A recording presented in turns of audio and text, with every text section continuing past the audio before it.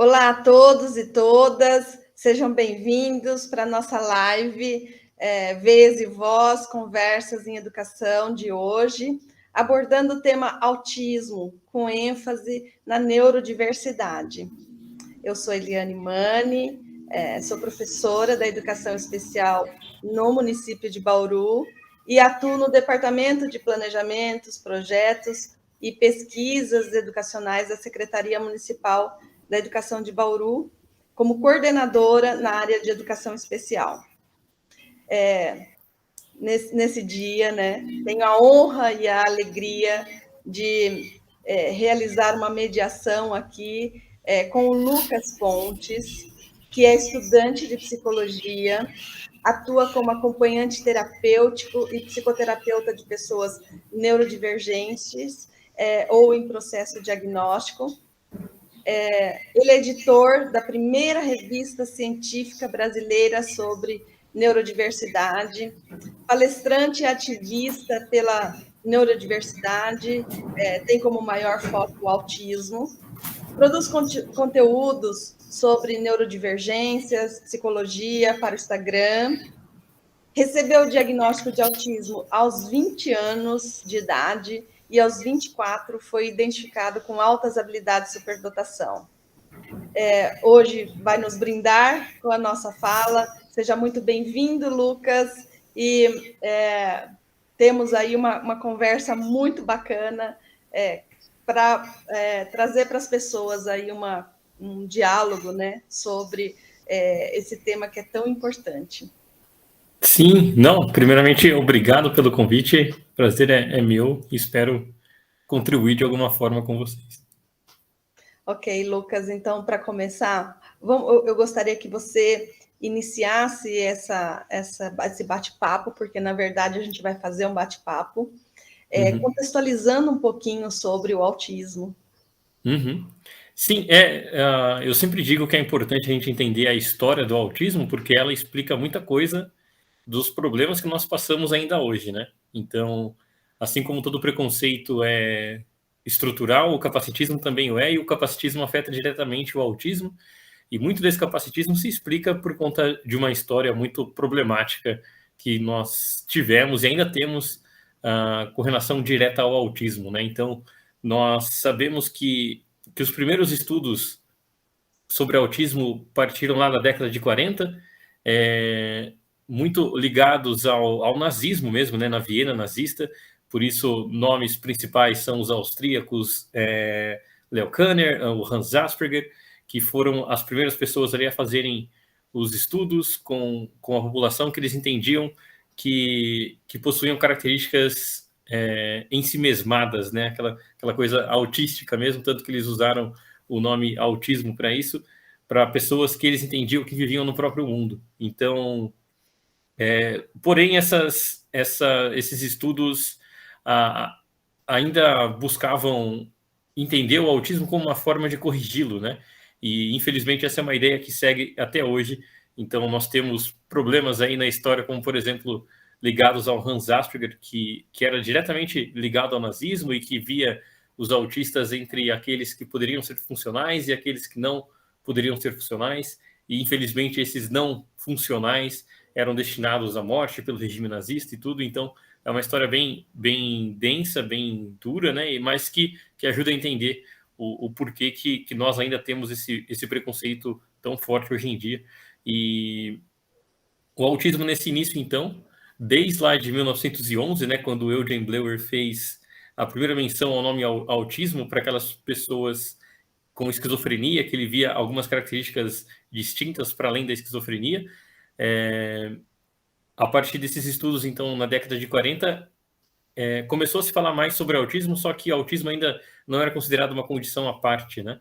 E nós vemos que nesses primeiros anos do autismo, ele era muito ligado à esquizofrenia.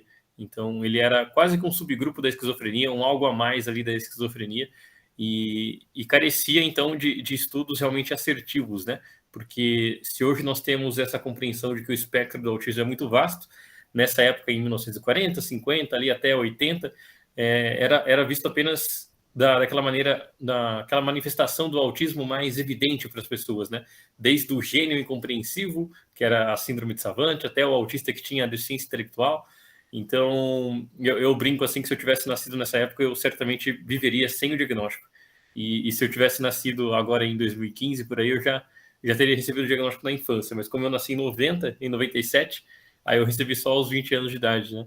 E então, a partir desses estudos, tiveram outros nomes proeminentes também, né? Que nós vemos muito na área do autismo, como a Lorna Wing, que foi ela que junto com uma companheira dela, que agora me fugiu o nome, a Lorna Wing é mãe de autista, e ela propôs essa ideia que hoje nós entendemos como espectro do autismo, né? Então ela já via o autismo como algo um pouco mais amplo do que aquilo que era difundido pelo Leo Kanner, que era o psiquiatra austríaco, né? E para isso ela se utilizou dos estudos do Hans Asperger, e junto com esses saberes aí, hoje nós chegamos na concepção de que nós temos do TEA, né, do transtorno do espectro autista, para uma coisa que é uma condição à parte, que nós hoje já entendemos como uma condição predominantemente genética e que já não é mais associada à esquizofrenia ou nenhuma outra questão, a não ser quando há condições correlatas, né?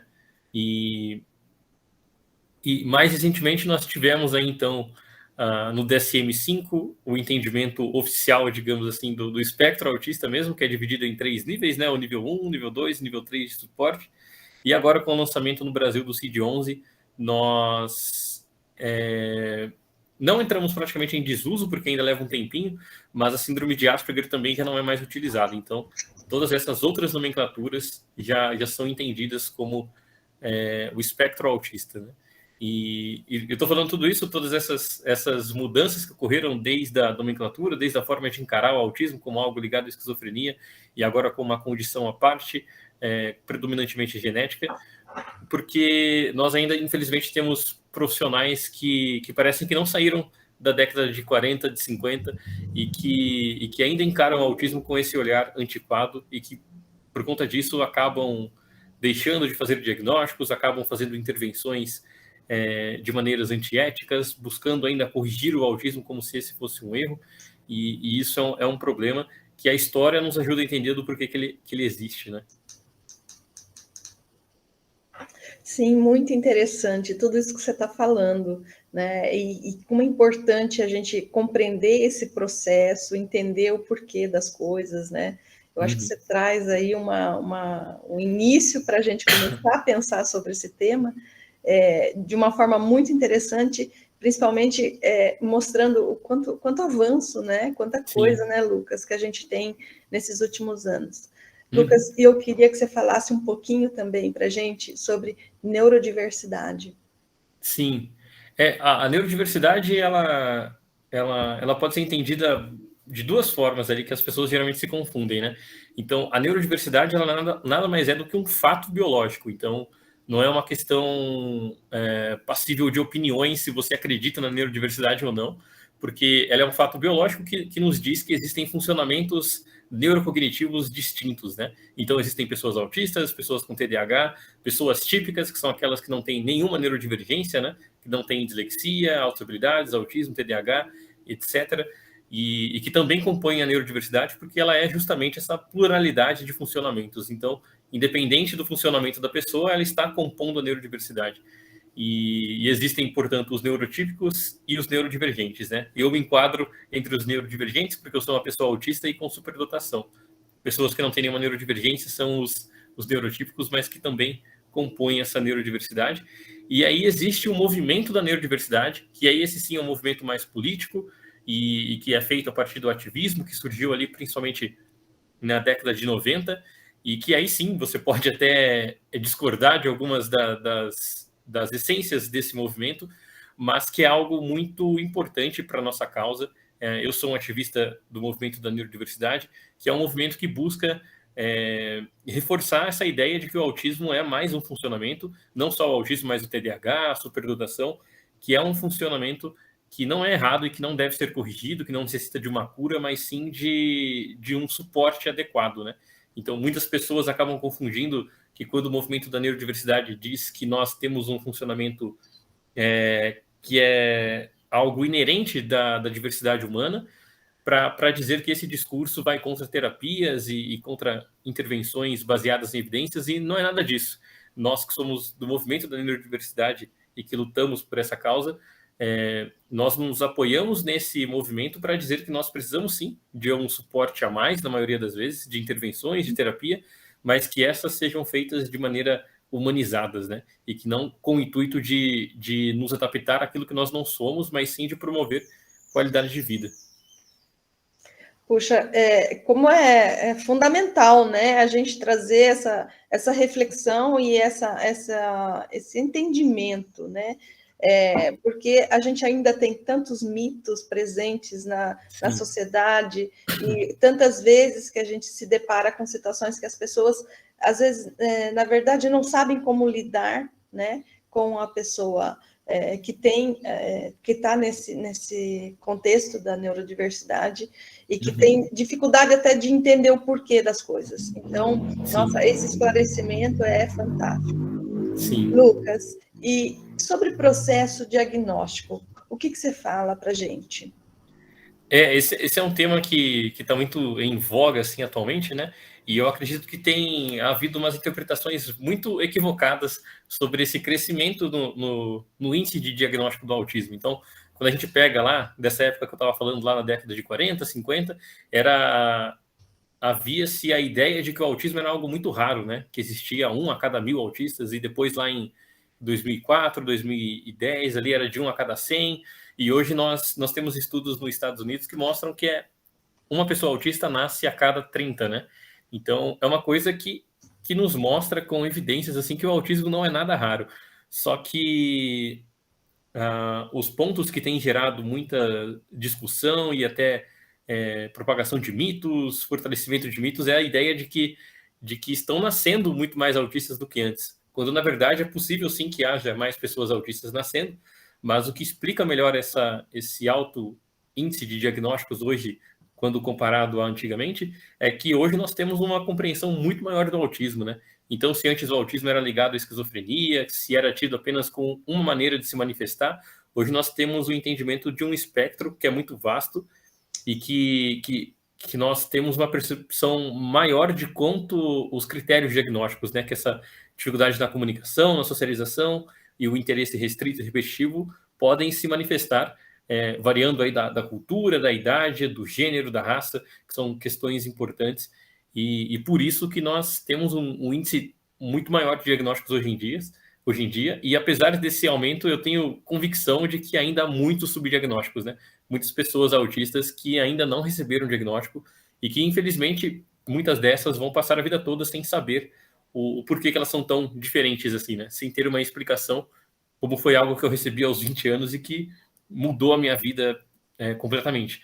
E o diagnóstico, esse processo diagnóstico ainda por conta desses mitos, por conta dessa ideia de que é um rótulo, acaba sendo muito prejudicado, né? Mas assim como eu disse, para mim foi um grande alívio, para todos os autistas que eu conheço, é claro que alguns vivenciam esse momento de maneira distinta, mas o diagnóstico é algo que na minha concepção pode salvar vidas, assim, e principalmente para aquelas pessoas que passaram boa parte das suas vidas sem entenderem o porquê que elas funcionam de uma maneira diferente e não conseguem se adaptar, apesar de todo o esforço que fazem, a um padrão que não é o delas, né? Que é o padrão neurotípico de comportamento.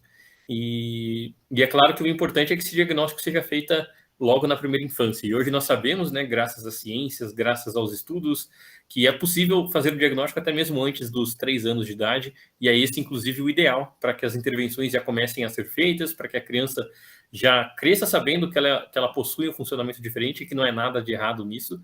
Esse é o ideal, né? Mas também existe a possibilidade, que é muito bem-vinda, do diagnóstico tardio, né? Para aquelas pessoas que não tiveram oportunidade de receber na infância e recebem já na fase ali da adolescência, ou na vida adulta, ou até mesmo na terceira idade. E que felizmente tem sido algo comum, né? O ideal seria que fosse na infância, mas felizmente essas pessoas estão recebendo o diagnóstico, estão tendo essa resposta, assim como eu tive. E o diagnóstico ele é importante porque ele dá esse norte, ele possibilita essa autoaceitação, esse autoconhecimento. Eu, por exemplo, fazia diversos tratamentos que não eram muito benéficos para mim, e depois do diagnóstico, eu tive um norte muito maior, assim, né? Então, as terapias passaram a fazer muito mais sentido, os medicamentos eu deixei de tomar a maioria deles, e isso foi algo que agregou muito na minha qualidade de vida, e acontece o mesmo com várias pessoas que recebem o diagnóstico. E aí, quando a gente para pensar no processo de diagnóstico em si, para além da importância deste, varia muito, né, do tempo e de como é feito essa avaliação. Então, hoje eu faço estágio numa clínica onde a gente faz avaliação diagnóstica, né? Então, nós, enquanto psicólogos, fazemos ali o relatório, fazemos os testes, as aplicações, os questionários, as entrevistas, que vão variar dependendo da idade da pessoa, do nível de suporte que ela demonstra necessitar. Mas é um processo que, por muitas vezes, é difícil. Então, tem casos assim que a pessoa chega e a hipótese do autismo já é muito forte, né? Já fica mais evidente. Mas tem outros casos que, por conta de depressão, ansiedade, ou de condições correlatas com altas habilidades, ou até mesmo esquizofrenia, deficiência intelectual, que fica mais difícil você ter uma maior convicção do diagnóstico, né? E aí nós, enquanto psicólogos, então, fazemos esses relatórios, esses laudos, e depois o psiquiatra, o neurologista, o pediatra, né, no caso das crianças, fazem o diagnóstico mais burocrático, digamos assim, né? Batem o martelo, como costumam dizer, para o diagnóstico. Uhum. Mas é um processo que varia de tempo e que deve ser feito com muita cautela, tanto para quando há a confirmação do diagnóstico, quanto o descarte desse, né? Eu acho que essa questão do aumento de diagnóstico é uma das questões que as pessoas mais comentam, né? Principalmente no contexto escolar, a gente sempre tem essa inquietação das pessoas. Por que tem tanto? Por que está chegando tanta criança? E você falou uma coisa que é importantíssima, que eu acho que esclarece muito para a gente, né? Que é esse diagnóstico precoce, esse diagnóstico. Às vezes me falam assim, Eliane, como pode uma criança de 2 anos, 2 anos e meio, 3 anos, já ter esse diagnóstico, né? Então, existe muito mito ainda, muitos questionamentos, né, sobre isso. Então, Sim. Essa importância, a gente entender dessa importância, até mesmo para garantia de direitos, para garantia de atendimentos, e poder tornar isso um elemento facilitador no desenvolvimento dessa criança. Como isso é importante a gente dar créditos de atenção, né, para essa questão que faz toda a diferença, sem sombra de dúvida, né, Lucas? E Sim. Eu acho que você falou bastante, mas eu acho que uma coisa que a gente precisa também reforçar é essa questão do autismo na vida adulta, né?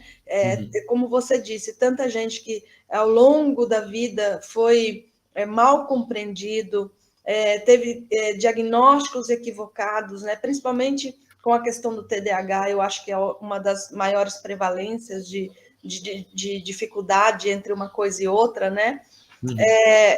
Como isso impacta na vida de uma pessoa quando ela recebe o autismo. Gostaria que você falasse um pouquinho até de como é que foi isso para você. Sim, receber o diagnóstico, como eu disse, foi um grande alívio, assim, né? E algo comum e infelizmente comum, e que aconteceu comigo, que acontece com muitos outros, é que antes do diagnóstico de autismo, também existem alguns outros diagnósticos aí mais voltados para transtornos mentais, né? Então, no meu caso, a depressão, a ansiedade generalizada, e depois do diagnóstico de autismo, a gente vai entendendo por que essas coisas são tão comuns, né? Porque passar muito tempo tentando se adequar a um comportamento que não é seu é muito cruel consigo mesmo, né? E as pessoas reforçam essa ideia de que ser diferente é um erro, e você se entendendo como diferente, você passa a se entender como errado, né? E aí receber o diagnóstico na fase adulta, pelo menos para mim, e para a grande maioria dos autistas que eu converso, traz essa sensação de que nós não somos um erro, mas sim que há uma explicação do porquê que nós somos diferentes, e que ser diferente está ok, né? Todos nós somos diferentes, mas algumas pessoas são um pouquinho mais, digamos assim, e por conta disso recebem alguns diagnósticos, né? Que são importantes para esse entendimento. E você falou da questão do diagnóstico da infância, e que existem muitos mitos, E assim como na infância é questionado, na fase adulta acredito eu que seja mais ainda, né? Então você recebe o diagnóstico e as pessoas estão sempre ali duvidando, questionando, perguntando será se é isso mesmo. Então, eu sofro muito com esses questionamentos e até invalidações do meu diagnóstico, porque apesar de ter bastante dificuldades na comunicação, eu sou uma pessoa que consegue se comunicar bem através da fala, né? Então, como você está vendo aqui, eu tenho uma fala relativamente fluida e eu consigo me expressar relativamente bem. Só que e isso faz com que as pessoas duvidem do meu diagnóstico, assim como qualquer outra coisa que eu faça que seja positiva e que não seja uma dificuldade. Porque as pessoas ainda têm essa percepção equivocada de que o autismo está apenas nas nossas dificuldades e não de maneira intrínseca como ele realmente é, né? Então, se eu estou prestes a me formar na faculdade de psicologia, acreditam que é apesar do autismo, né? Então, eu superei o autismo e agora estou prestes a me formar. E quando eu tenho dificuldades de coisas que acabam sendo limitantes para mim, aí sim é por conta do autismo. Quando, na verdade, eu prefiro acreditar que é tudo apesar de e junto com o autismo, né? Então, eu estou me formando em psicologia sendo uma pessoa autista e muito por conta do autismo também, que me faz ter umas percepções diferentes das coisas e tudo. É claro que também traz dificuldades, mas eu acho injusto com o autismo colocar apenas os problemas, né? E como as pessoas veem dessa forma, e aí vem uma pessoa conseguindo ser minimamente independente, elas duvidam muito do diagnóstico e tudo mais. Mas quando nós olhamos e quando conhecemos melhor a vida dessas pessoas, então quando eu me conheço, eu sei que eu tenho muitas dificuldades que se explicam por conta do autismo, né? E que foram dificuldades essas amenizadas depois que eu recebi o diagnóstico, devido às intervenções que eu passo, aos acompanhamentos neurológicos, psiquiátricos, terapêuticos e os medicamentos mais corretos, né, para aquelas coisas que eu realmente preciso. Então, é difícil de lidar com essas dúvidas, com esses questionamentos, mas a gente vai aprendendo com o tempo.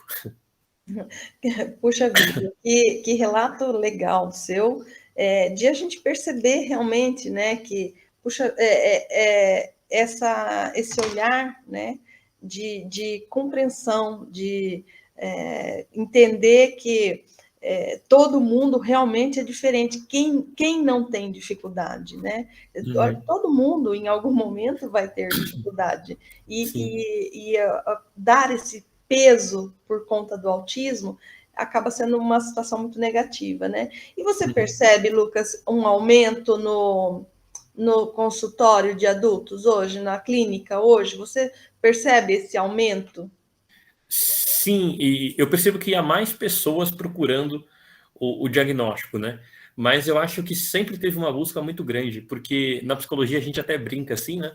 Que ninguém vai procurar terapia para contar que ganhou na Mega Sena. A pessoa vai para terapia justamente porque ela está passando por uma fase difícil e tudo. E é muito comum, como eu disse, que pessoas autistas acabem desenvolvendo depressão, ansiedade, ideações suicidas até mesmo. E são essas pessoas que, por muitas vezes, procuram a terapia como uma forma de tentar solucionar esse problema que elas não conseguem entender nem o porquê existe, né? Então, é comum que muitas dessas pessoas estejam nessas situações porque possuem alguma neurodivergência e uma das mais comuns é o autismo. E para além disso, também existe o fato de que há mais pessoas tomando consciência do que é o autismo e se identificando com essas características e aí sim indo atrás já com uma suspeita prévia, né? E outra coisa que acontece muito frequentemente é que hoje em dia é mais comum que haja o diagnóstico na infância, né?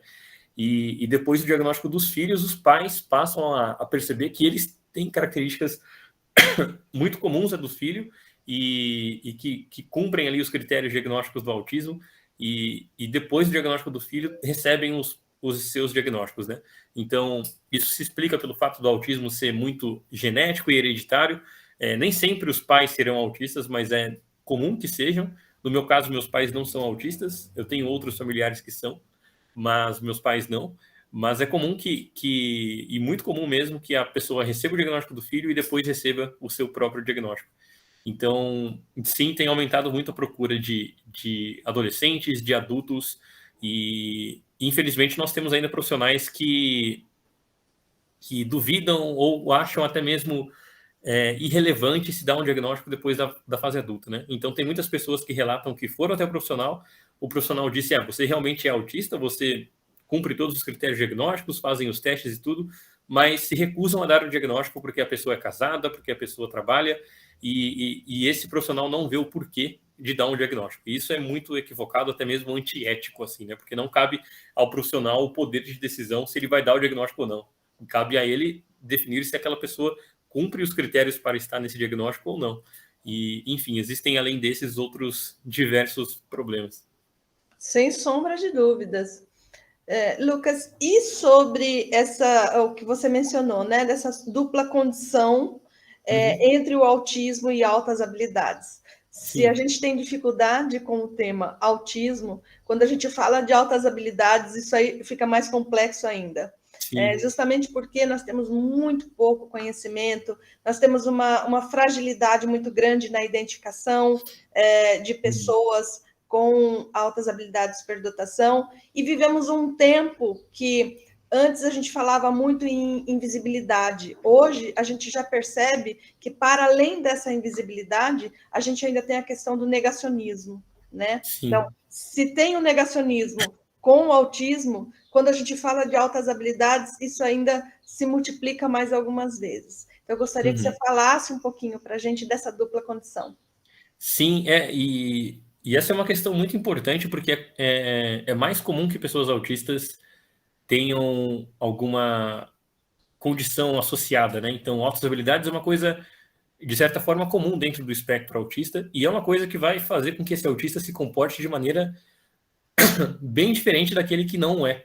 Então, é necessário saber que uma pessoa autista, como é o meu caso, com superdotação, vai ter uma maneira de funcionamento diferente daquele autista que não tem superdotação, ou daquele autista que tem uma outra condição como TDAH, dislexia, ou alguma condição como alguma deficiência intelectual, né?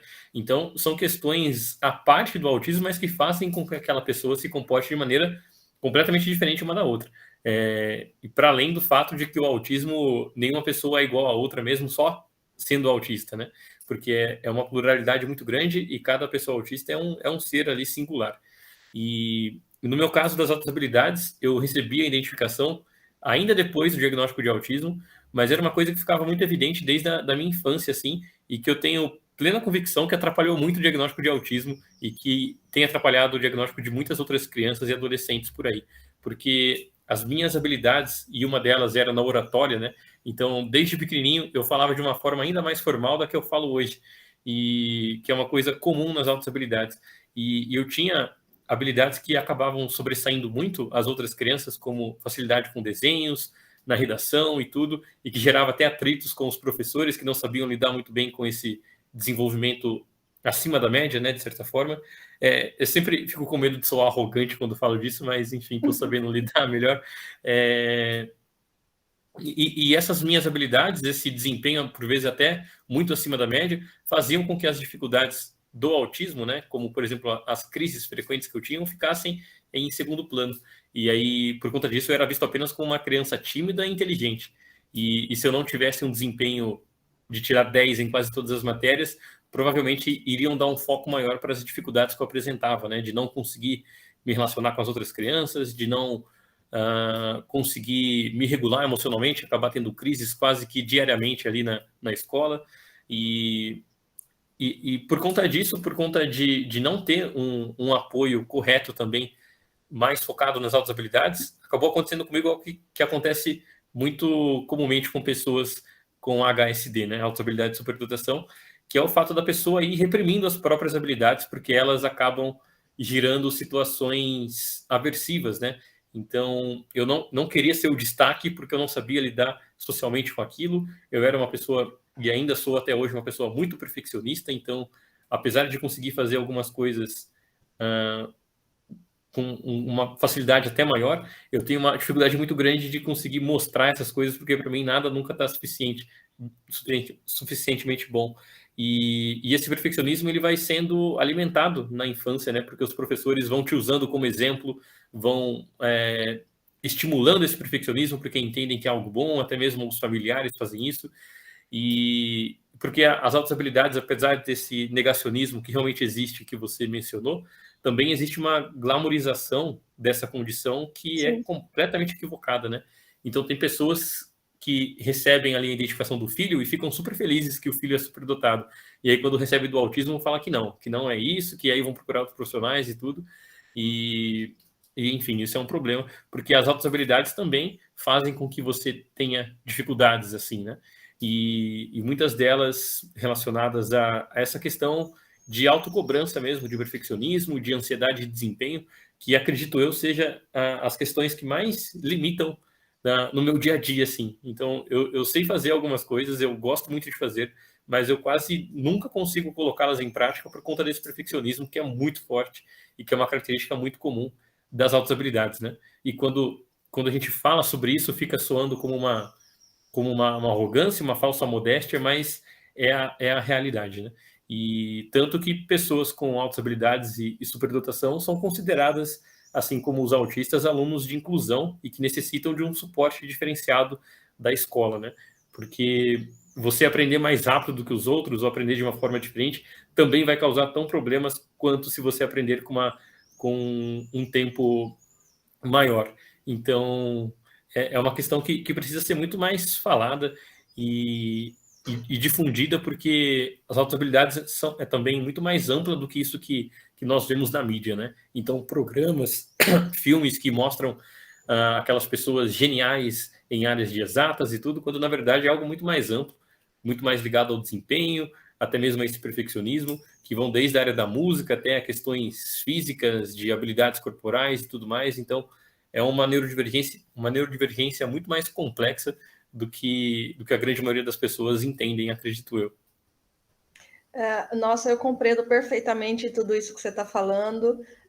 Eu tenho me dedicado já há alguns anos estudando altas habilidades, né, superdotação, por questões pessoais. Eu tenho um filho que eu tenho buscado muitas respostas para apoiar meu filho.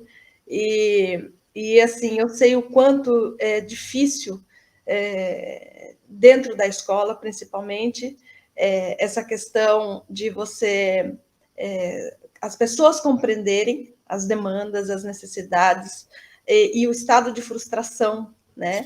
E essa dificuldade que você expor o seu posicionamento, às vezes, sem que isso soe um comportamento arrogante, sem que as pessoas te julguem, né? Por conta daquilo que você daquilo que você pensa, daquilo que de repente pode até contribuir, né? Mas respeitando, né?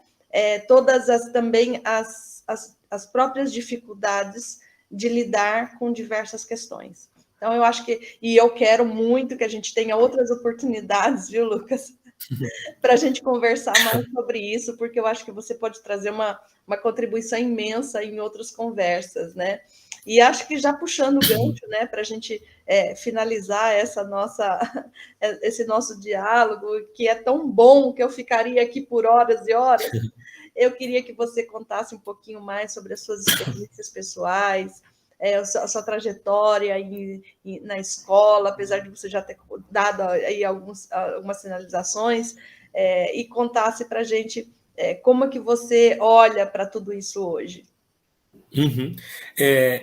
Essa é uma coisa que o diagnóstico possibilita, assim, né? De você olhar para um passado de uma maneira mais compreensiva e não tão culpabilizante, né? De entender, por exemplo, na minha infância, eu acabei sofrendo bullying por muitos anos, por conta das características do autismo, e até mesmo por conta das outras habilidades, aquela coisa de se destacar muito e as crianças não entenderem bem, do professor lidar mal com aquela situação, e você ficar isolado da turma, somado às questões sociais, às crises do autismo. Então, é um prato cheio, né, infelizmente, para que haja bullying e tudo isso. E por muito tempo eu me culpava pelo bullying que eu sofri, pelos erros que os professores cometeram comigo, porque eu não conseguia me comportar como a grande maioria. E hoje eu sei que quem estava errado não era eu, né? Que eram as pessoas que erraram comigo e que infelizmente continuam errando tanto ainda com as crianças hoje em dia, com os adolescentes até adultos. E a minha trajetória na escola, eu costumo dizer que não foi legal, eu odiava ir para a escola, apesar de sempre gostar de aprender. A escola, por muitas vezes, mais dificultou o meu aprendizado do que ajudou. E eu digo isso não com o intuito de dizer que a escola é ruim, que as crianças não precisam ir para a escola, nada disso. Eu sou muito e luto muito para para a inclusão na escola regular, né? Mas eu digo isso porque para mostrar o quanto ainda há falhas e do quanto falharam comigo, porque uma pessoa, eu estou aí com 25 anos agora, né? Então faz pouco tempo que eu saí da escola e continuam falhando, e eu digo isso para que hajam melhorias e para que haja um respeito, eu acho que isso define bem, um respeito com a neurodiversidade, né? Porque a gente trata a educação como se existisse apenas uma forma de funcionamento e ignoram que existem crianças e pessoas com TDAH, com autismo, com superdotação, e essas pessoas, por conta de ignorarem esse fato, sofrem muito, porque têm que se adaptar e têm que lidar com todas essas frustrações comuns, né? E então a minha carreira escolar foi bem complicada, depois dela também foi na inserção do mercado de trabalho, né? E é interessante essa questão da dupla excepcionalidade, porque eu era um dos primeiros a passar no processo seletivo quando tinham provas, e muito por conta das altas habilidades, assim, sempre tive facilidade também dentro do âmbito acadêmico, né? E só que quando chegava na entrevista de emprego, eu também era o primeiro, só que ia ser descartado, porque por conta de habilidades sociais, de comunicação comuns do autismo, eu era descartado, ou até mesmo conseguia passar, mas não conseguia me manter no emprego por conta das minhas características, né? E depois de um bom tempo aí buscando me enquadrar em alguma área, buscando entender o que eu gostaria de fazer, sendo que, na verdade, o meu plano A sempre foi a música, assim, né? Uma das minhas habilidades, facilidades é aprender instrumentos musicais, e vocês podem ver meu quarto aqui, tem Beatles para todo lado, e essas coisas todas é o que eu mais amo, minha grande paixão da vida. Mas era uma área que eu via como muito difícil por conta das minhas dificuldades. E aí eu acabei indo para a psicologia, foi junto ali do meu diagnóstico de autismo, e hoje eu vejo como uma decisão muito acertada que eu tive, assim, porque a psicologia tem proporcionado que eu me entenda melhor também, e que eu consiga ajudar outras pessoas que são como eu, né, que são autistas, que têm altas habilidades, e então eu já fui acompanhante terapêutico de crianças autistas em escola pública, em escola particular, agora eu vou até a casa delas também, e esse ano, como eu já estou no último ano da faculdade, com a supervisão eu já posso atender na clínica, né, a psicoterapia, e é o que eu mais gosto de fazer atualmente, assim, junto com a música, que eu também pretendo continuar tocando e fazendo minhas músicas. E para o futuro, assim, fazendo um resumo da minha vida aqui, né, para o futuro eu pretendo me especializar cada vez mais dentro da psicologia, buscando atuar com pessoas neurodivergentes, né?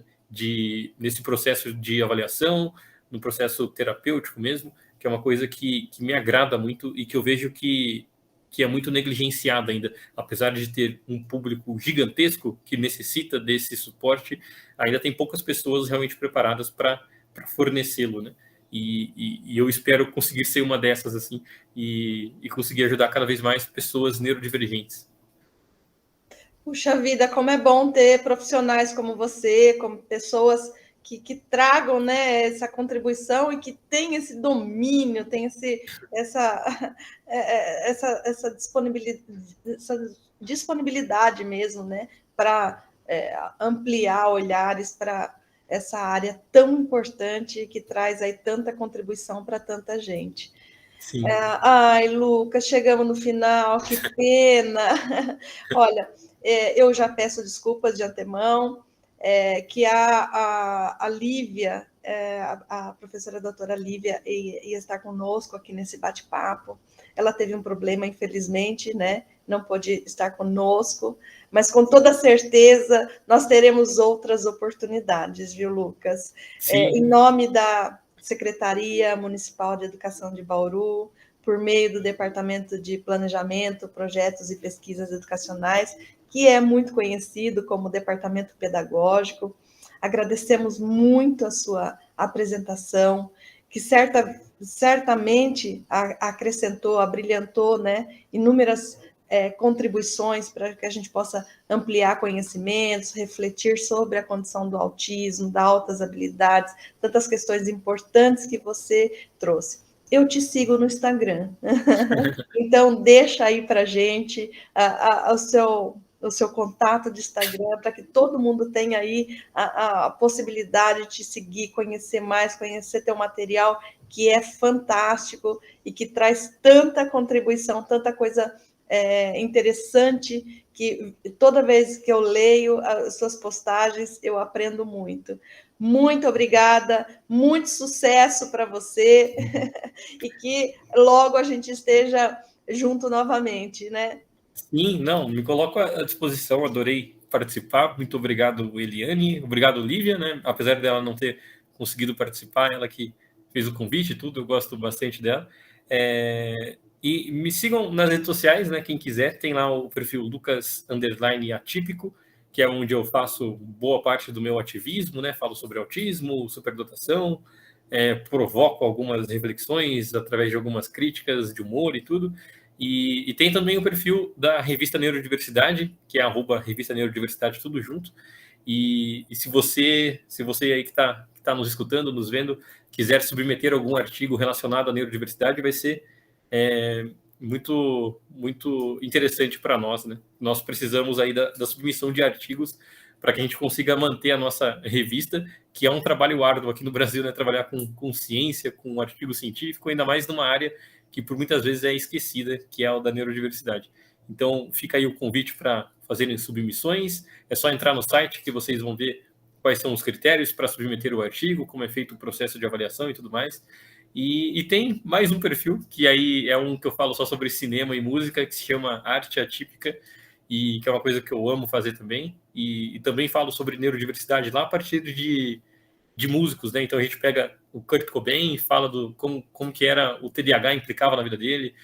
A gente fez um recentemente do Steven Spielberg relacionado à dislexia e esse tipo de coisa.